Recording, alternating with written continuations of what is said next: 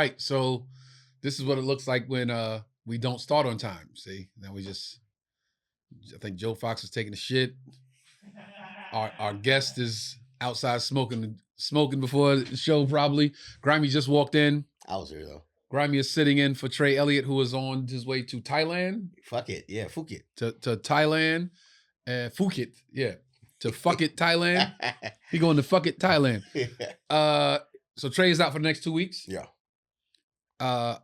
This is my last Tuesday before I go on vacation. So I will be going for the next 3 Tuesdays. So y'all got to hold it down while I'm going. Wow. You didn't know that. Yeah, you didn't know 3 that. Tuesdays. You didn't know that. You didn't know that. It's going to be fun. You got to hold it down. The intern will sit in. Yo, shout out to the intern. Intern just booked the TV show. He will be flying to Atlanta tomorrow morning to film Assisted Living, the show that Naeem Lynn stars in. Yeah. So it's all connected, man. It's all connected. We all working over here. And welcome into the green room. Walking in right now. Comic extraordinaire, writer, director, producer, man, dad. Yeah. All around good dude, man. Jay Phillips in the building. Jay all Phillips in the green room. What's that? What's up, my brother? How are you? Wait, let me reach. Oh, I gotta get it. Yeah. Go get it. All right, good. What up, love? Good to see you. Good to see you. What up? Man, always good to hang out with The Rock, bruh. Are you were you in town this weekend? Yeah. Any festivities you want to talk about? But did you guys partake in any of the BET Award festivities this weekend? I accidentally rode through the riots before I knew that the riots was going on. Wow. Oh man. I was disconnected, man. I've been in the lab. I've just been in there writing and kicking it and stuff. And then I was like, oh, I got a spot tonight. So let me go to my spot. And then I'm chilling, man. I'm taking a nice ride. I left early. I'm like, when you leave early. You cruising. Oh, man. I took the cool way. You know what I mean? You got Neo Soul playing. Man, come on, man. The fucking top down. I'm riding Sepulveda. I ain't even take 405. Right. I'm cruising. Right. Cruising down Man, but I got the Fox Hill Mall. Right by Fox Hill. Yeah. It was like, yeah, you gotta go that way. I was like, all right, ain't nothing to it. I ain't like, what's happening? Turn left. Must be an event. Turn down again. More cops. And I was like, man, I guess I gotta go back. I ended up circling that mall twice before I realized that they weren't trying to let me go the way that I needed to go. No matter which way I was trying to do it, they was like, no, sir. So I took my ass right on back to the valley, the same streets, the nice scenic way. Took that shit right back up to the crib and sat outside, smoked the blunt, and had a beer. Wait, you didn't do your spot? Fuck all that, man. Riots told me to stay home, bro. I'm grown, nigga. I ain't got time to do all that shit no more, man. I went home, nigga. The riots told me to stay home. No, man. Crazy cancel text, man. Yeah, I can't make it, man. They out here riding, dog. No, man. I left LAX this afternoon, and I'm like, I had seen it on the news all weekend. I was in New York. Yeah. So I'm heading to the crib in the back of the Uber, like, okay, I don't see nothing. Where is it? It wasn't. I didn't see anything. I mean, it wasn't even that deep. I saw nothing today. When I landed, I saw nothing.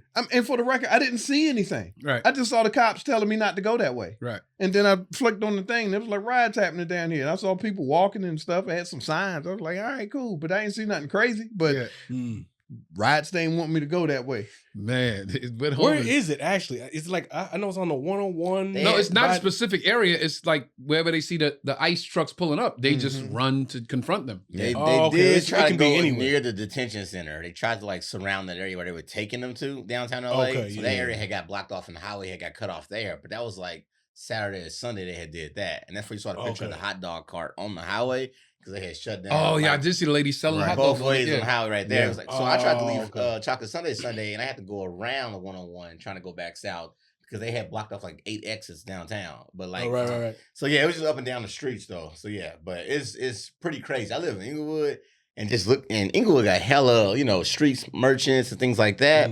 Just driving down by Intuit. It's a barren. Like nobody's outside. Wow. That's the craziest thing I've ever seen. Like nobody's outside selling roses or nothing. Just don't nobody want to get took. Nobody's on the corner now. It feel like how the jump out boys used to be in the hood. Like I ain't going outside. It's the new Taken. Yeah, it's the new Taken. They're going to take you. It's one thing when you're going after some folks that's in a position that you're not supposed to be in. But once you start hitting low hanging fruit, Bro, when I saw they pulled up the Home Depot, nigga, I was like, Yeah, nigga, that's really? just straight up. Come on, dog. Home Depot. Just started grabbing them. They just they trying to just get a gig. Anybody. You know, they trying to cut some grass, trying to fix your you know, whatever. It's like they ain't on that. But man, all right, whatever, man. That's where they started. Man, that shit was I weird. feel to be a nigga for a little bit, I guess.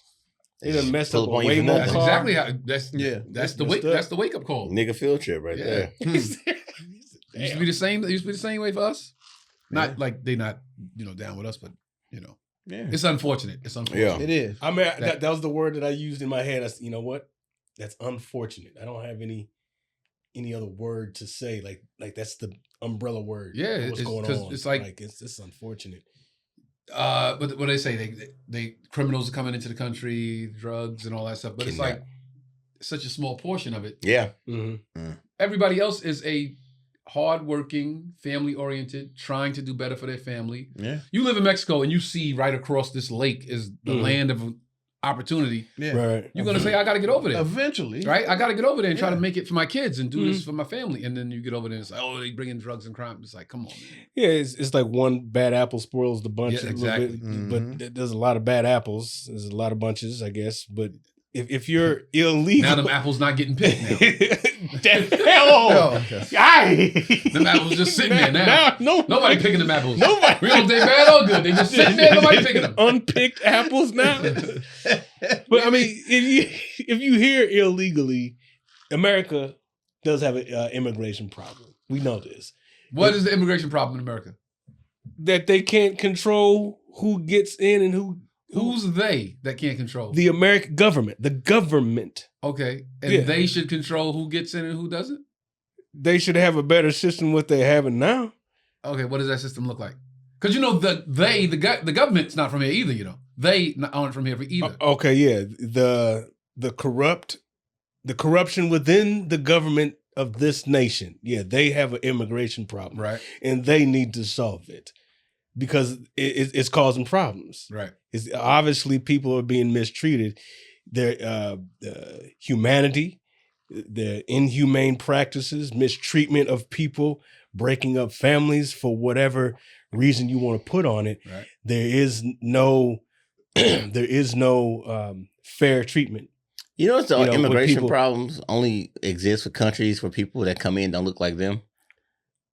I never seen an African country say, "Oh, we got Bing. too many Somalis coming into Uganda." Like you never heard anything like that. It's always you don't hear it. You don't hear it. That's a good bit. The exact opposite just happened. Yeah. Trump just let 100 white people Come on, refugees all of a sudden. Refugees all of a sudden. I'm like, wow, New niggas coming from South Africa. Yeah. You're a And they refugee get when they want you. reparations. Yeah. And they're getting paid money. Yeah. Isn't that something? Because what did you just say? What did you just say? Because they look like them. Yeah. Yeah. None of them getting rounded up. That's crazy though, because there's a lot of. We should go round them up. We should go round those South Africans. Start exposing We them. should go. We should just pull up in vans. Where the What are you boys doing at? here? Hey, white boy, ain't you from Sweden? Where these new niggas at? So we should go tell them to sweet go the fuck knees back up to in the Africa. room. Rub them up, Tony. That Hey, would be. you've been Yeah. talking with that Australian accent for 15 years, bro. That's a damn shame. They were breaking up the street to throw rocks at cop cars. Now, see, that's the thing. It's like I try to be supportive, but then when you guys, if you are claiming that, these practices are wrong towards you, and then you in turn start going violence towards them, now they're both wrong. Yeah, two wrongs Right? don't You make throwing it a right. brick at a cop car, bruh. Yeah. Now you're wrong too. You know what time that is. You wrong too. Yeah, right. Mhm. Right? That's Right. true. But on the other hand of that's like, and I don't know if it's conspiracy theories or what, but why is it that they keep finding these big blocks of cinder blocks already set up in these spots? They do that. Oh, that's already. not a conspiracy. You know, they do it's that. like, but this shit was out Because Thursday. they trying to They get it control rocking. the narrative.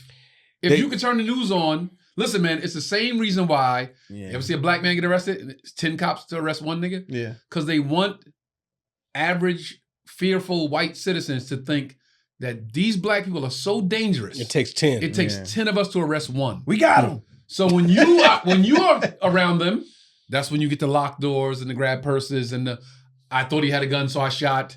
That's when you get the Karens and the tasing and all that. Because you like, Yeah. if you take 10 professionals, I don't stand a chance. Yeah. They control the narrative. So if they can put some bricks on the sidewalk and go, all right, let's make the marches go this way, and they start grabbing bricks and they record that, they control the narrative. Yeah, So if you're somewhere in yep. middle America watching it, we should do that. We should treat them like that. Because look at what they're doing. Right. It's like no one ever thinks they brought their own cinder blocks to the protest. That was a lot of bricks, though. You're right. That video was like 3 minutes long. Bro, like Donkey Kong Man, they brought their own grabbing bricks. When they was marching for George Floyd, same thing. People was walking to the corner. It was in D.C. one time. They were showing footage, and a dude was standing there. They had a stack of cinder blocks, and he's like, "They want us to throw the cinder." Please, black dude, like, don't touch them. Yeah. They want us to do this. And he's like fighting his own people off. Like, no, they're like, let's get listen, they want us to do this. Mm-hmm. Yeah, I think there's somebody out there with a clipboard studying and measuring and it's all calculated, bro. It's all calculated. It's all. How long did it take for them to get those They cinder got some blocks? people in there. Yeah, they got internal people that. It's all a plan. Yeah. You know? Mm-hmm. Yeah, all of it's. There's some staging going on. I think. Plan, man. And at the end of the day, you still got dissatisfied people like that. Those one individuals that you probably know that got they family member taken by mistake or justly if they were here illegally, but it's not a good system. Right. Like you have all these problems. No, these other countries don't have the problems. I don't like it. And I my backup thought behind it is that it is a gateway drug to some shit. Like if you can successfully get them out of here, it's only a matter of time for they be like, you know what? We did steal black people illegally. Who said that? Next? Man, we should return them. You know, said that the other day. Was that you that said this is the test run? I said it's somebody said this. It was me. I said it is a test run for something else. For us. Well, yeah, it's like, you know what? And we can send them back across the lake. We can send these niggas back across the ocean. Like, well, I think it's a study. Like, what if we did this? I mean, like, you know, you're sending more troops. That's what I'm reading that the administration is sending more National Guard down here, and I'm like, for what? Like, why, bro? I don't know. It maybe give it a few years. It'll be round these niggas up. Maybe this it's the purge is coming. That's what I'm saying. If you're not in the Olympics, you gotta go, nigga. Robbie will be safe. That is not the case. I think old boy is just to the age, man, where I believe that, like, you know how the older you get, the less you kind of give a damn about your repercussions. Yeah. You know what I mean? Like, it's like, what you gonna do to me? And, you know, I've lived my life at this point, and it's like, I think it feels like almost a game of how far, you know, like, it's like what he'll gamble with to get his way. Yeah. Not to say that. Yeah, I'm not to say. I don't even say him. I don't even say. Oh, that guy. Yeah, old boy. 47, old boy. You know what I mean? 4.547. Yeah. But I believe that it's just what you gamble with. Yeah. You know, to get your result. Not even to say that what he ultimately wants on 9 out of 90 of his points aren't like, all right, cool, I'll accept that. But the way that you get to it, it's like you ain't got to kick the door in and fucking knock all the shit off the table and call somebody's mama a stank bitch and then be like, so let's negotiate. Like, man, you ain't have to do all that to negotiate. I'm offended. Yeah, now we're negotiating from anger. And, you know, I'm gonna kick your ass if you. All right, it's like, it's too much for me, man. It's unfortunately, you're right. Yeah, Word is unfortunate. It's unfortunate. I didn't want to start the episode off like that, but we just started talking about what's going on. So let's go back to the beginning. Yo, shout out to our sponsor, Captain Kirk's Jamaican Rum Punch. Yo, that's good stuff right there, Jay. You never had that. Man, let's do it. Jay Phillips in the building. Yeah. Let's start with the Jay Phillips story. Like, born and raised DC, DMV. Yeah. Okay. Let me get this punch going, man. Yeah, try that. Be careful with that. Shout out Kirk. I got the new shipment today too, bro. Thank you. I'm not gonna be careful. That's good stuff. Yeah, man. Good stuff. Let me start this before I start this. Little truth juice. Yeah. So born and raised Washington, DC, right outside. Then moved right outside when I was young to Bladensburg, PG County. Okay. So I grew up PG County, DC. You know what I mean? Then started, you know, by the time I started professional shit here, you know, I was, you know, straddling between Baltimore and DC, but mostly in DC at the time. All right, we gotta go back. All right, what's the moment? What's the comedy? The bug bit you. Like, give us your origin story. Okay, that one. Funny in high school, saw a movie. What was that thing that you remember to this day was like, that was the spark? I was always funny in my group. You know what I mean? Like we was doing odd shit. You know, we had, you know, some people in our group was a little illegal. Some people in our group was aspiring to be musicians. Some people in our group was, you know, DJs. But, you know, I feel like the story Juice, all of them kind of got together on some terrible shit. And some shit went down and it kind of broke our group up. You know what I mean? Some of us stayed out. Some of us was cool. It's like, you know, the life when you flash back to the story and you can see him stop in slow motion and it was like, and he had to do 25 years. He's doing 5 now, you know? And so it felt like that. That's how our group broke up. But we would always have these little get-togethers. Like every, you know, and it would be, while we had those little get-togethers, that's where like the comedy came in. We got to release about everybody's little piece of thing that they, you know what I'm saying, that they got to do. And that's where I found my bug, because my dad was always that guy. My grandfather was always that guy, because my grandfather actually was the first person I ever seen write a joke. Oh, wow. Really? Yeah. Because I would go down there for the summer. He was in Georgia, down in Metter, Georgia, down deep south. And we'd spend my summers down there. It was cool. It was dope. And you know, my grandfather, he would just sit there on the porch and had a little book, and he would just write little shit in the book. And he would just be writing in the book. And then when people come over, man, he would just sit there and then he would pull out his little book. And he would knock down about 7, 8 jokes back to back, and everybody on the, you know, little porch or whatever, they would laugh and we'd gone on. So it was like that. I saw my father host family reunion, to where, you know, family reunion is kind of a debacle. Until you got that one person that steps up as a leader. And then it's like, oh, shoot, I saw my dad go up, grab the mic, and, you know, he was funny. He was, you know, telling people what to do and had all of that. So I was like, oh, okay, that's a thing. And, you know, flash forward to that makes me love Saturday Night Live.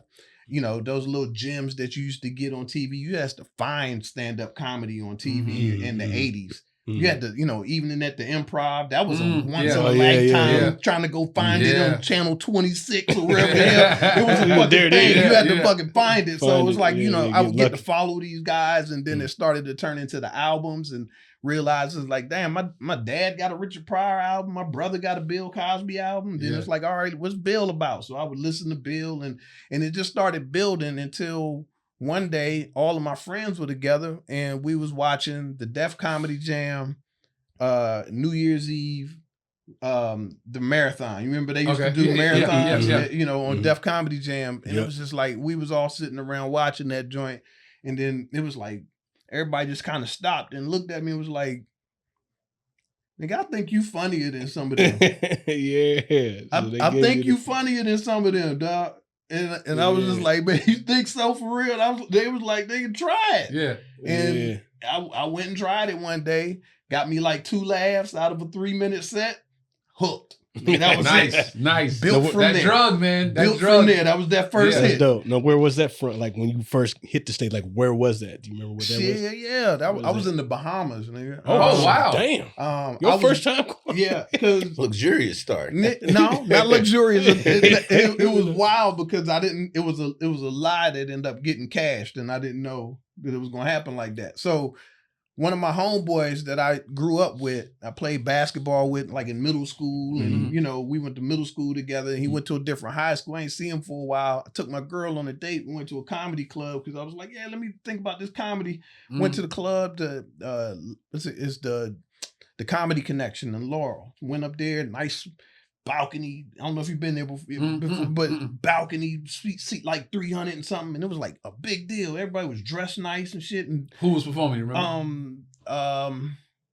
Redhead. William Troxler was on stage when I got there.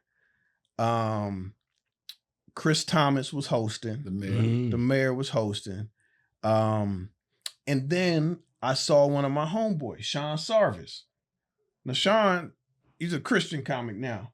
But I saw he was in sweatpants, fucking jersey. And I'm like, nigga, what are you doing? We fresh. Nigga. He was like, oh, good to see you, nigga. And dipped and went on stage. And I was like, get the fuck out of here. Somebody that I know does the thing that I've been fucking thinking about that I thought was impossible to do. Yeah.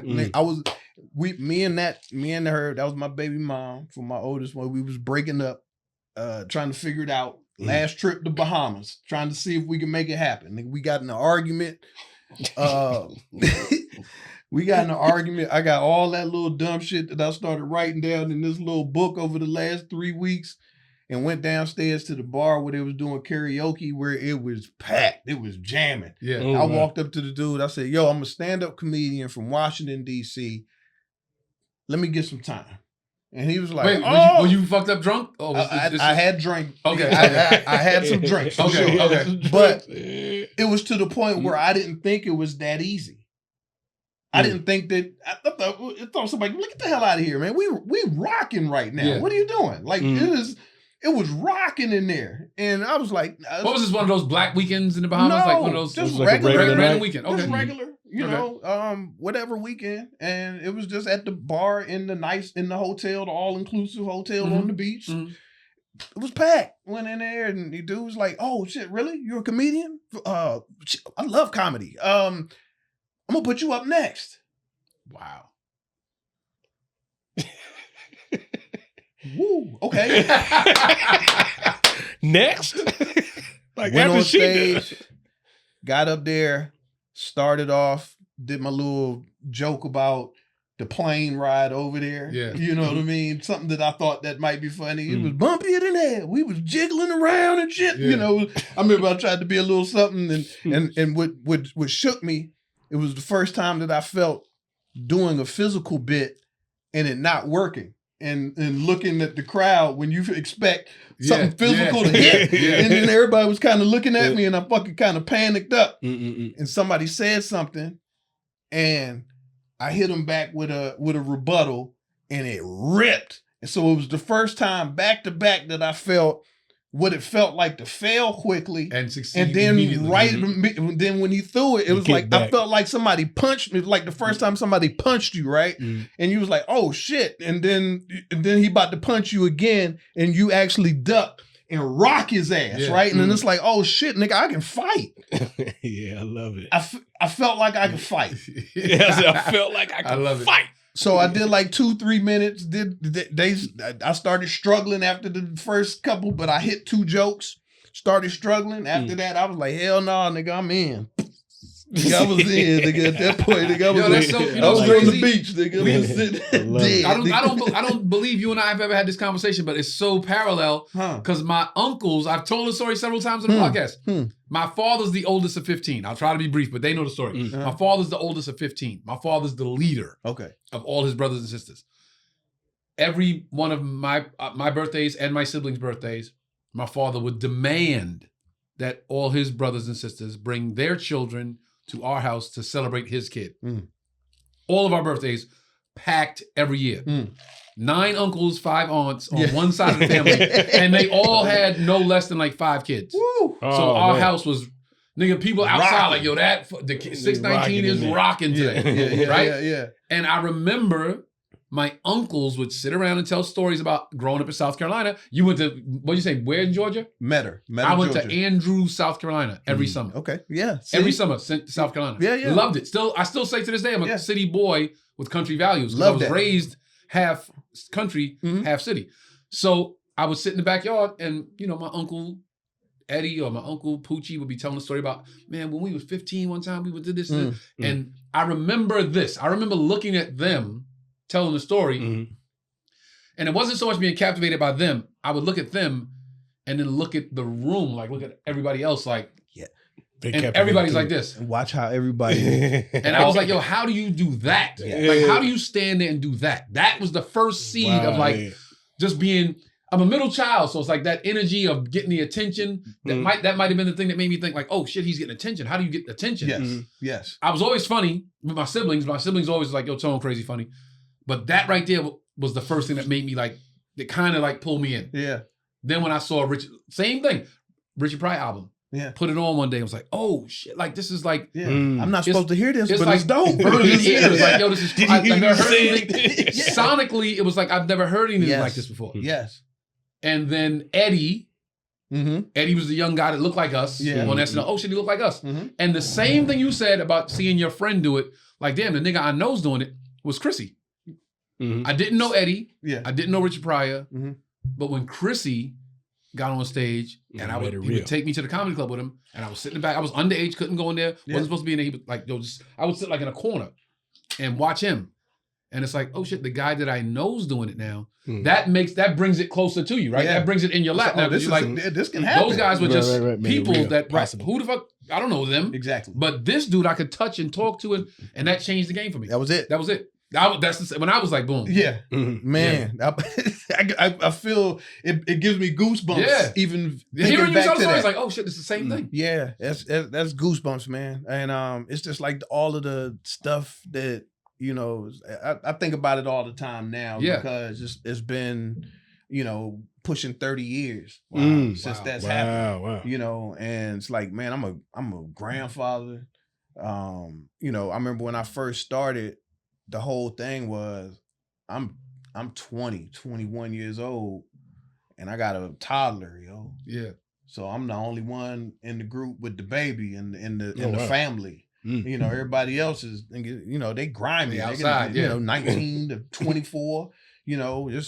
Everybody's out there. No responsibilities. Fucking jump in the subway, jump in the, trying to do spots all over the place. And I'm trying to keep up, making sure that I don't fall behind by sacrificing. Nigga, I'm all right. When I'm going, all right, cool. I gotta go to work in the morning, but cool. Let's, I'm in. Let's go. I'll drive us to the next spot. Let's go. We're going to Mr. Henry's. All right, hop in, nigga. Let's go. We're going to Garvin's. All right, dope. Let's go. So we whipping. So it's like it was a tight knit group of us that came up. Right. It was who's some of the guys in your group? Mike Estime. Okay. Mike Estime was my guy because he also had the toddler with the family at the same age as me with the toddler and the family. And we both had our name on the list the same day on open mic night at the Comedy Cafe when we got started. King Kedar, he was there starting with me. Then you spread it out a little bit. It was, Dominique was rocking, Dominique. Red and Donnell, those were my, Joe Claire, that was our big brother. Yeah. Teddy Carpenter was the big uncle that didn't fuck with none of us. He didn't fuck with us, but he was on his superstar shit. He's like these young boys coming for my spot. He was young Eddie Murphy. He was DC's Eddie Murphy. Yeah. He was a superstar, dog, and he played every piece of that shit. And some people didn't like it, and some people looked at it and saw what the fuck was going on. It was like, get your shit, nigga. Shout out Teddy Carpenter, man. Shout out to Teddy, man. I'm like, but it didn't for whatever reason that we never had any negative. I seen him, do some stuff to folks that I might not have liked. And I've always loved Ted, and we always had a great relationship, dog. But it's like, we it was just another sector of what molded DC comedians that came up. We saw Dave there and leave. You know what I mean? And go to New York and do his thing. Tony was always home. Tony Woods was always It was always seeing Yoda popping up. It was like, oh shit, Tony's here. You know what I mean? He just whip up. So it's like all of these influences, is what we had. And then Quake was there at the time as well? Quake was in Atlanta. Okay. Quake was in Atlanta. He had already dipped and set up shop down there, which was important to help once got good enough to migrate. Right. You know what I mean? Once we was able to migrate, when he heard somebody from DC, he would make sure they got up. That's it. He'd make sure you got up. He ain't gonna protect you. Yeah. But he make sure you got up. That's what's up. So yeah, man. So all of that molded us, man. And then what kind of thinned out our group some is that not everybody wanted to do mainstream and urban comedy. There was a definite difference at that point when Def Jam was in its height. You know, there was a Def Jam night at every bar in the fucking Yeah. city, Right, and right. then you had to Black go in Night. there and bitch motherfucker them to death, Mhm. and then I know, day. and nigga bitch motherfucker, you know what I mean? So like them all. yeah, and that's just how you communicated at the time, Yeah, and then you have to be able to turn that off and go do the improv. Right. And go do, the other clubs that they had that weren't just that, you know what I mean? And not everybody was willing to do that. They didn't think that it was just cut off the dick fuck. I never looked at you like that. I see you more so in the same lane that I'm in. Like I'm not Def Jam entirely, and I'm not crossover entirely. Right. I'm right on that fine line of like white people will go, man, that was really good, and niggas will go, yo, that nigga really said some shit. Yeah. So I've never really been that guy that had to. I'm solid Pick with up. everybody, and I Yeah, like it yeah. that way. You know what I mean? And you like it that way, right? Yeah, I do. I feel like I'm, I got fine people on both sides. I did Syracuse. I did Syracuse this weekend. Oh, weekend. no. Oh yeah. That was Just left Syracuse this weekend with Fox. Yeah. Dude walking out the club Saturday night. Chains on, tat on his face, diamonds both ears. Yo, man, Tony Rock, man, I fuck with you, man. Yo, you too real, son. You too real. Yeah. Yo, see, that's why I like you over your brother, man. You too real. Your brother, he got to get that real shit. And I'm like, as he's walking around, I was like, what did I say that was like so different? Right. I just looked. I guess I looked different, but it's like, bro, I didn't say anything. I didn't bitch motherfucker him to death. You That's know? it. I was just doing me. But it resonated with him on a level that he was like, yo, you real, son. That's interesting. So, because I stand outside a lot and I hear a lot of that feedback, and it be niggas that look like that a lot. Yeah. That be like, "Yo, man, that shit hit." I think it's something about to me, I think when people ask me like, "What do you think about the like their comedy, or how would you describe them as different, whatever like that?" I'm like, honestly, man, like, obviously y'all both funny, but to me, I think that the part is that. Well, people ask you about who? You and your brother, Okay, yeah, okay. what's the difference? Like, I never seen him before, or I might have not seen, like, if you're unfamiliar with you more, Right. they'd be like, well, tell me about his comedy. Like, well, I can't tell you about his comedy, but it's like this. If you turn on the TV, Middle America, and you see a Chris Rock bit, and you go, all right, I'm into that, I'll watch that, that was funny, blah, blah, blah. And then I think that the only way to describe it is that Tony might be the everyday man's favorite guy.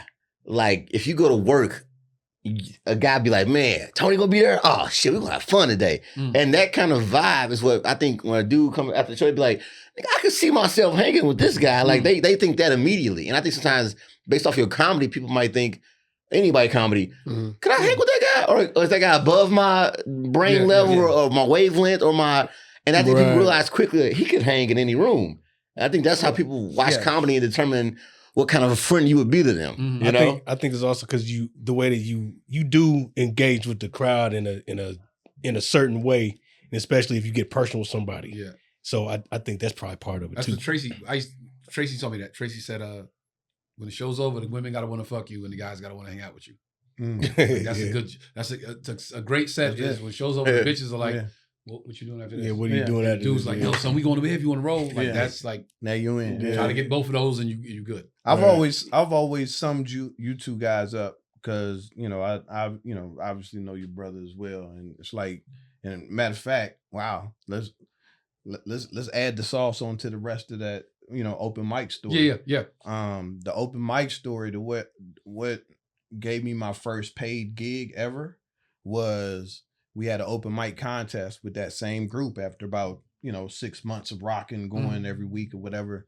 And the prize was you get the host this Friday, Saturday at the Comedy Cafe. Comedy Cafe was a A-list club when it was there before it closed. So I ended up winning that my first contest that I won. I ended up getting to get the weekend, and it was your brother's first weekend at the Comedy Cafe. Wow. Oh wow. Because he was still, like looking for gigs and shit. He was gigging. Yeah. And so it was Chris, and it was me, Fat Doctor, who was my mentor coming up. And me, Fat Doctor, and Chris on my first paid weekend ever at the Comedy Cafe. Wow. Dope. Yeah, real Sick. shit. So That's sick. yeah, so how I would determine the difference between the both of y'all is that was a big deal for me for multiple reasons. You know what I'm saying? Like it could have been anybody, but it was him, right? And it was like, all right, I'm trying to share that moment with you.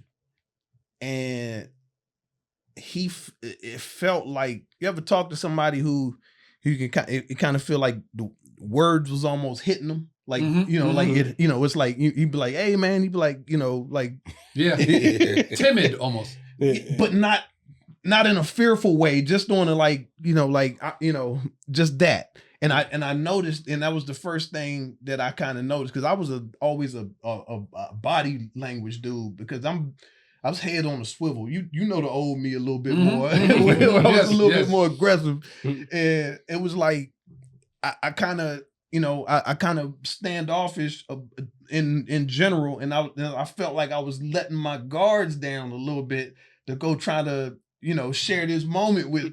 It's like, all right, hey man, it's my first week here, man, and I was trying to, and he was just like, all excited. It was like everything I was more excited I get. It was like I was going, nigga. You were beating them up with your good vibe. I was like, man, I'm just really happy we working with you. I was like, all right, nigga, all right, cool, man. He's trying to befriend me. Right. He's trying to befriend me. And he meant I could tell that he meant no harm. Right. It was just like, hey, nigga, I'm about to go up. Yeah. I'm sitting on the steps up here in the middle by myself for a fucking reason. Wow. Like you went all the way up there. I took 2 steps to go meet this nigga on the steps, man. So I get it, but I remembered that energy, and so it was like when you have that moment with somebody, I don't care how he felt about it, I'ma always have that moment with you. So every time I see him, I treat him with that energy, no matter how. And the more I've treated him with the energy, the looser it's gotten over the years. Yeah. But it's always been, I'm coming at you like this, nigga. What's up, bro? That's so funny, because even amongst the siblings, even amongst the brothers, like we know he's kind of socially awkward. We know that. We see people try to engage him. If he and I are out to lunch and somebody's like, "Oh shit, Chris Rock," and I'm like, "Hey, yo, chill, bro. Like, I'll get him to take the picture." Because I know he's like socially awkward. So I'm like, hey, yo, take this picture with this kid real quick. And then he'll do it. You know what I'm saying? But we know that. So we kind of get that same sense of him sometimes at the house. Like, yo, he just, yo, me and Andre, me and Brian, yo. And then the dude was like, Chrissy, remember the time we was at the spot? And yeah. He's just like not rah-rah like that. Oh, man. He's always been like that. Always. Like, always. Yeah. So from that moment on, that was always been, and when I met you for the first time, I didn't know what to expect, but I never caught nothing near that vibe. So all of the energy that I wanted to pour into him for me working with him the first time and all of that, I felt like I gave you that energy and you gave all of that shit right back. Yeah. We've been tight as, you know what I'm saying? Ever since. So it's like, it's like, oh, that's dope. So it's like, it's still, it's all family. And this has been 20 plus for us. So, you know what I mean? Easy 20 plus. So, it's always been a love in that love type of energy in there, man, and it's always been dope. You know what? I want to just make sure I don't end this without making sure you get your flowers. You are still the guy. Maybe 3 or 4. I say 4 would be pushing it. Okay, 4 cats. If I'm in a comedy club, any comedy club, anywhere in the world, and they're going on, I'm going to sit my ass down and watch their set. Thank you are that dude. Thank you, bro. I'm in the factory and I'm like, I could be in the lobby talking to somebody. And I'll look at the line. I'm like, oh shit, Jay here? All right, I'll be back. Like, sit down. That's dope. Thank you. You have my undivided attention, bro. Thank you. Because I know you're gonna give me something, and it's gonna be like, oh man, that shit was. You're gonna give me a fuck. I didn't think of that. Yeah. You're gonna give me a god damn, that's a good bit. Thank you. Yeah. You're gonna give me a yo that call back or. The fucking, what was it? The kicking the dog. Yeah. the fucking. That right. Like you're gonna always give me something that's like, yo, he took it there. Yeah. I remember when I first heard you do that, it was on a night. And I can't believe I just said it. Everybody watched like kicking a dog bit is funny. You gotta see it. You gotta see it. But it's hilarious. It was a night where it was weird energy in the crowd, and you said, oh, you didn't like that? He's like, shit, watch this. And then you did that joke. Yeah, And the crowd went bang. I was like, man, shut up and drink that bottle. Apple juice? Yeah. I wanted to say something. Okay, so I think this is something that I think, let's say younger or naive comics, they do this thing, and this is something that I was very humbled by, so I want to make sure I say it out loud. I remember you from like when I started hanging out the comedy unit. I see you there, or I see you on a flyer and all that. You know, like OG comics or vet comics might not talk to a younger comic. They might walk by or ignore you, whole presence. So sometimes I'm in the room with Ian, so he might come in, talk to Ian, blah, blah, blah, walk back out. I'm like, man, who the fuck is that guy? Not, you know what I'm saying? You know how young comics, like, just think like, man, come on, acknowledge me. But I was like, you know what? I ain't see his set. Boy, he probably ain't funny. He's just being mean. So I go one day eventually and sit in the room and catch your set. And I was like, oh, shit, I was wrong. Like, she's like, man, he wasn't being nice earlier. I caught his set. I was like, okay, I see why he always on these goddamn flyers.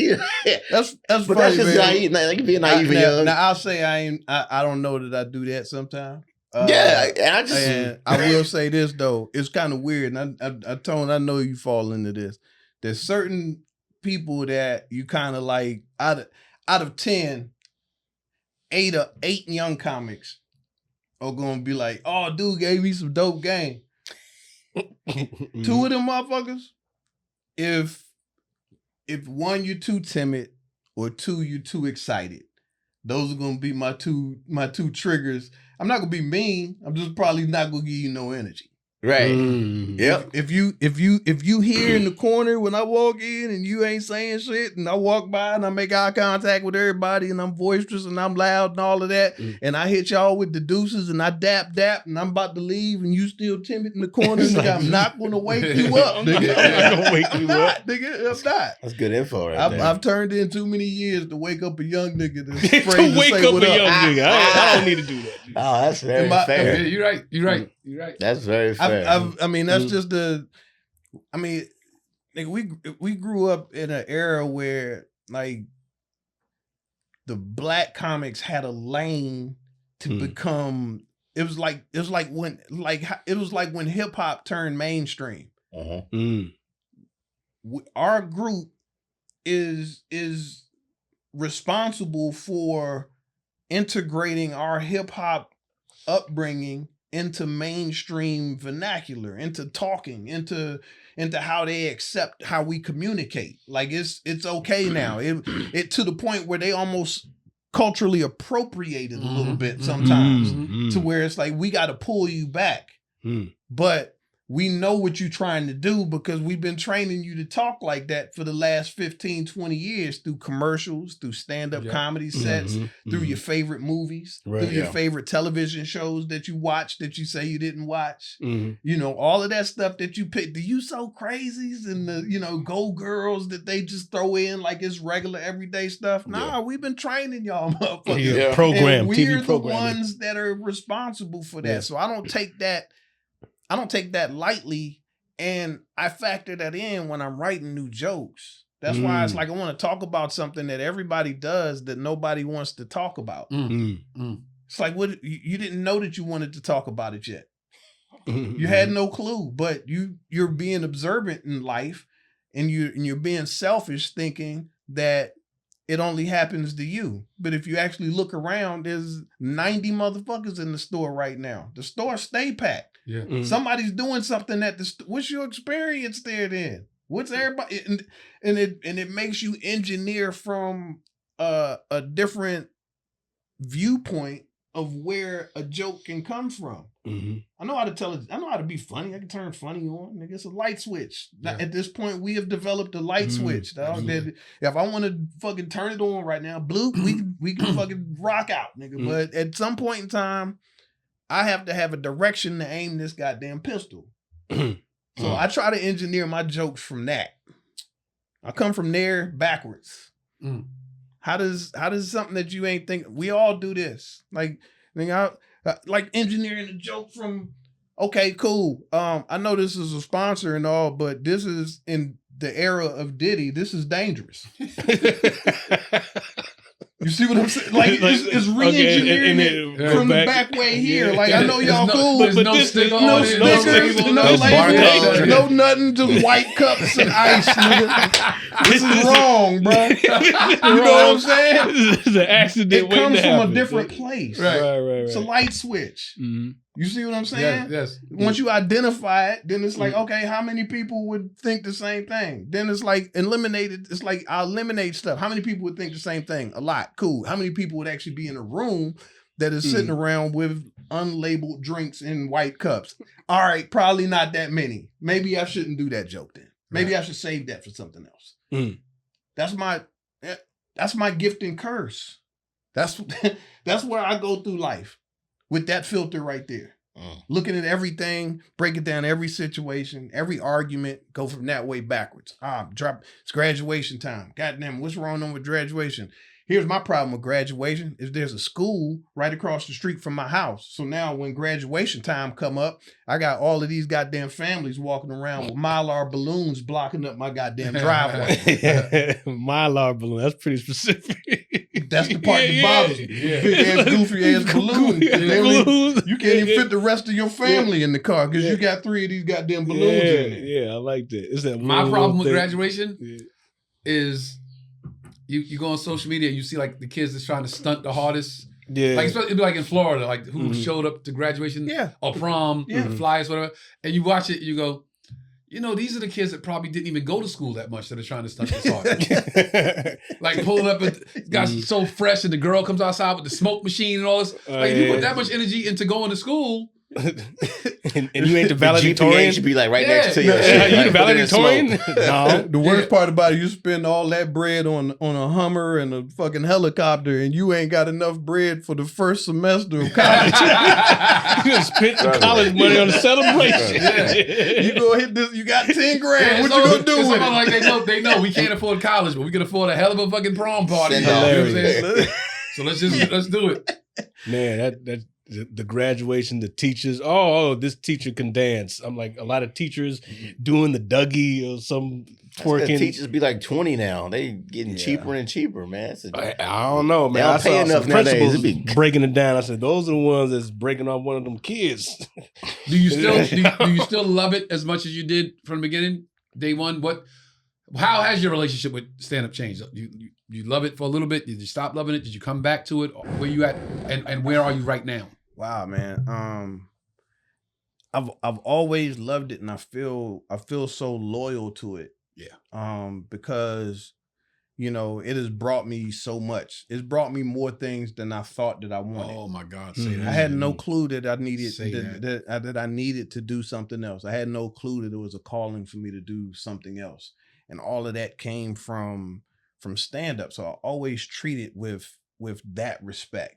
I always try to stay as current as I possibly can. You know, I stay working on it. You know what I mean? I try to stay, you know, generally in fighting shape to where if anybody calls me at any time, whether it's a 15,000 seat arena, whether it's a, you know, 100 seater and you need to try to set, you know, all of that, I got that part. Here's the part that bothered me more. Okay, is I felt like in this game, I've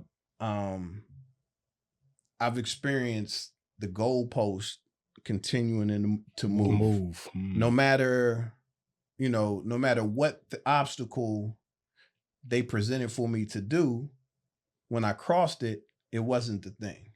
When I first moved here, it was like, get a late night show. You get on a late night show. You do a set on there. You get in that circuit. It's gonna do something for you. All right, cool.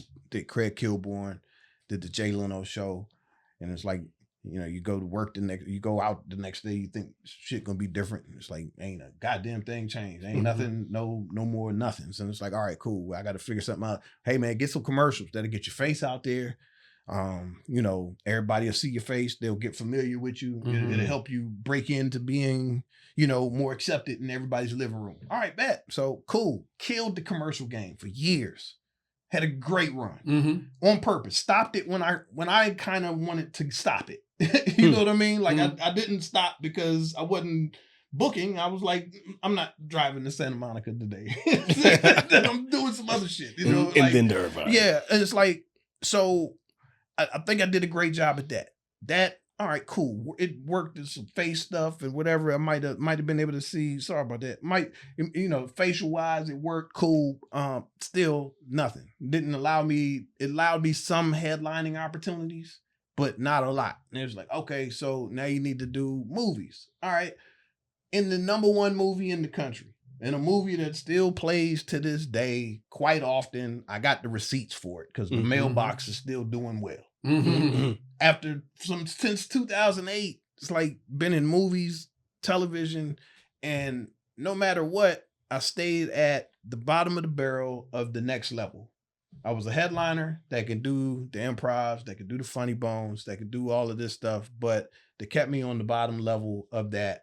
And I felt like I mean, maybe they didn't keep me there. Maybe that's just where I was at. I don't know.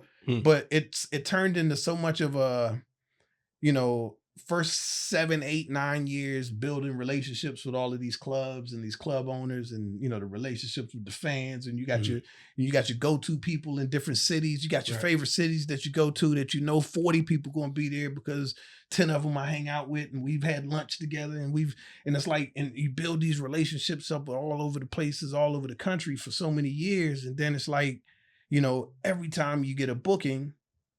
I haven't had an agent in a while, but every time you get a booking, you got to hear all of the negative shit about you every week. Like, it's like, yo, I thought you was my guy. And it's like, yeah, but shit, you sold like 40% tickets, and then we gave away the other 60%. Yeah. So it's like, shit, we haven't been able to get no sales. And are you sure you gonna? It's like, bro, it's still me. I'm the same guy that's been here once a year for the last decade, fam. Like, and like having have those type of relationships and those interactions and the relationships I didn't like for a while.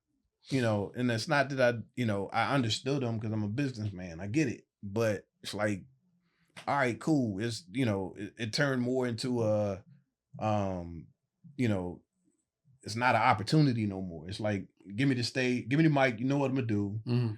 Put some people in the seats. Nigga, I'm going to give them the best night of their life. Right. That's kind of the gig, right? And then the gig changed from how many followers you got.